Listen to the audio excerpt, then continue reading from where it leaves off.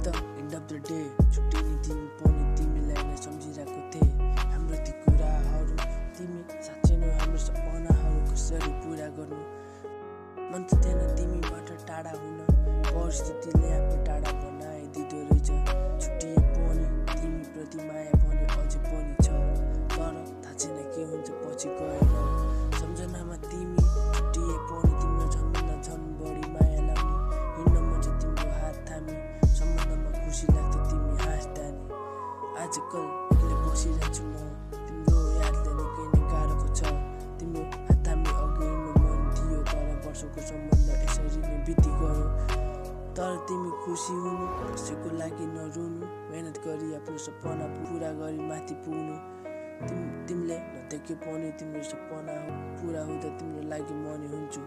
मेरो त के नै छ, म नि खुसी छु तिमीलाई खुसी देखेर। माया भन्ने नि के रहेछ, किन दुःखी हुन्छ जब उसको खुसी उसित छ।